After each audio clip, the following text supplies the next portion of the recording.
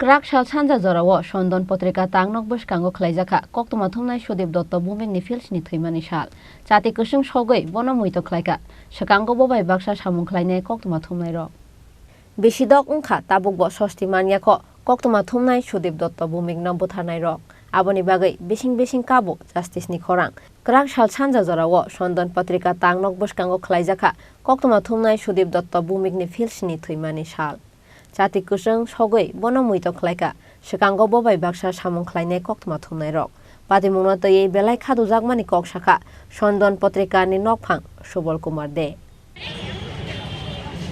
আমার দৃষ্টিতে সরকারের চেহারা একই থাকে। আমরা এই রাজ্যে না সারা দেশেই মানুষ পরিত্রাণ পাওয়ার জন্য অপশাসন থেকে মুক্ত হওয়ার জন্য সরকার বদলে পরবর্তী দেখা যায় যারা ক্ষমতায় আসে তারাই রাবণ হয়। শান্তনু এবং ভূমিকার ক্ষেত্রে একই ধরনের ঘটতে পারে। 2017 সালের 22 নভেম্বর 21 নভেম্বর সুদীপ দত্ত ভৌমিক তৎকালে ত্রিপুরার বেস্ট ক্রাইম রিপোর্টার হিসেবে পরিচিত তিনি তাকে TSR সেকেন্ড ব্যাটালিয়নের কমান্ড্যান্ট কিছু তথ্য দেবে বলে ডেকে নিয়েছে। তথ্য বলতে তপন দেববর্মার বিরুদ্ধে নানা অভিযোগ এইসব অভিযোগ আমাদের কাগজে বেরিয়েছে এবং সেই ব্যাপারে সে তথ্য দিয়েছে। সুদীপ সরল বিশ্বাসে TSR কমান্ড্যান্টের অভিযোগ দিয়েছিল। সেখানে এদের মধ্যে তথ্য নিয়ে বিতর্ক হয় এবং তারই প্রেক্ষিতে তপন দেববর্মা তাকে গুলি করার কথা নির্দেশ দেয়। পৃথিবীর সাংবাদিকতার ইতিহাসে এই প্রথম একজন সাংবাদিক সরকারি কর্তার সরকারি অস্ত্র দ্বারা মার্ডার হলেন। সারা পৃথিবীতে এ ধরনের নজির নেই এবং এই ঘটনার খবর শুনে ফ্রান্সের রাষ্ট্রপতি তিনি ছিলেন তার প্রেস সেক্রেটারিও খবর নিয়েছিলেন ফোন করে এই ঘটনার সত্য কিন্তু সারা পৃথিবীতে এই ঘটনা আলোড়ন এবং সারা দেশে প্রেস ক্লাব বাংলাদেশের প্রেস ক্লাব নেপাল ভুটানের প্রেস ক্লাব এই ঘটনার জন্য নিন্দা করেছে এবং তারা আমাদের সাথে আমরা দীর্ঘদিন রাজ্য সরকারের কাছে দাবি করি সিবিআই তদন্তের জন্য। রাজ্য সরকার শান্তনুর ক্ষেত্রেও করেনি, সুদীপের ক্ষেত্রেও করেনি। তার পার্টির বিধান মানতে পারে না বলে তৎকালীন চিফ মিনিস্টার মানিক সরকার বলেছিল। আমরা রাস্তায় থেকেছি দীর্ঘদিন। পরবর্তী সময়ে দিল্লি ডাকে আমরা দিল্লিও যাই, রাষ্ট্রপতির কাছে মেমোরেন্ডাম দিয়ে এবং রাষ্ট্রপতির কাছে একই দাবি করি এবং human rights commission, press council of India, supreme court of India সব জায়গায় আমরা একই দাবি।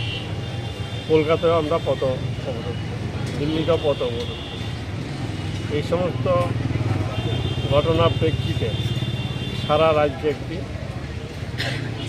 বাতাবরণ সৃষ্টি হয়। এই সরকার আইন শৃঙ্খলা রক্ষায় ব্যর্থ, এটা মানুষের কাছে।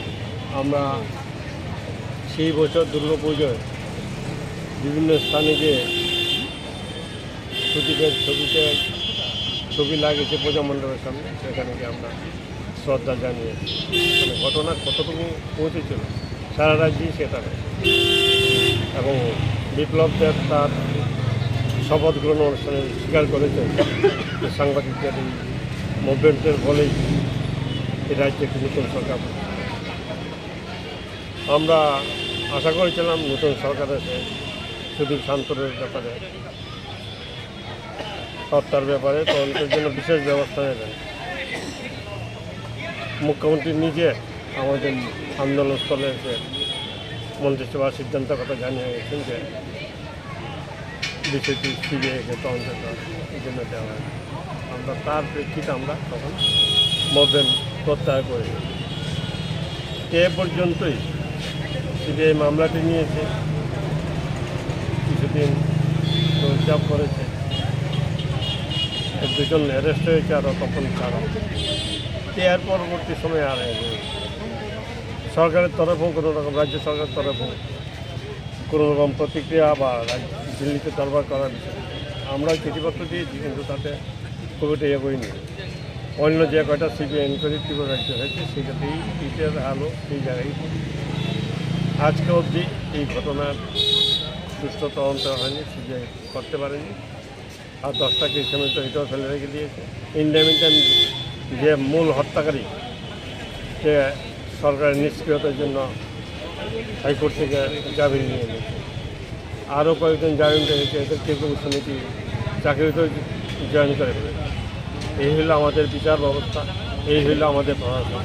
আমরা যাদেরকে বিশ্বাস করি তারা বিশ্বাসের মর্যাদা করে। এর আগেও দেখা গেছে, এখনও দেখা যাচ্ছে সাংবাদিকদের সেই বিশ্বাসের মর্যাদা সরকার পক্ষ রাখে।